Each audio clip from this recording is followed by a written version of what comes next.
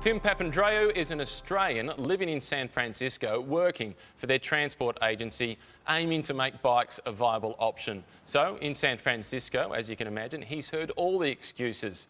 He's overcome those hurdles, many of them anyway. We caught up with him at the Asia Pacific Cycle Congress. There are hills, but only 20% of our city has hills and the other 80% doesn't. And so we've actually found routes around those hills for people to take by bicycle.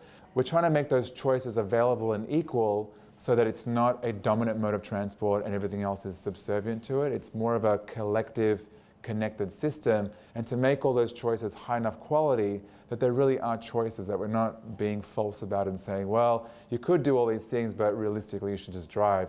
It's no, you can actually ride a bicycle, the infrastructure's there. Obviously, cycling is not going to be suitable for absolutely everyone, and it's not the one-stop solution. So what they're doing in San Francisco is trying to integrate cycling as part of other modes of transport.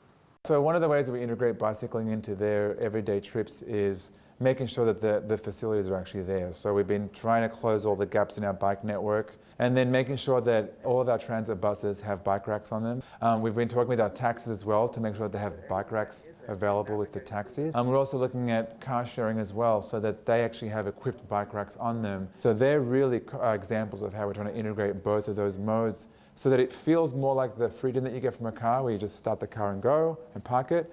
The same thing has to happen with those services as well. Clearly, the solution is infrastructure that fits the city. And if it can happen in San Francisco, it can happen pretty much anywhere, including Sydney, where unfortunately we've lost one bike lane. Robbie, we've seen some examples of it elsewhere, like Warragul, regional Victoria, where they've put trees, they're planting trees in a bike lane. Unbelievable. By contrast, my local council, Banyule City Council, 3 of the councillors are doing around the Bane a day. Hopefully they're finished. Well, there's so many councils doing great things with bike infrastructure, including on the Gold Coast, doing a fantastic job up there, adding all the time.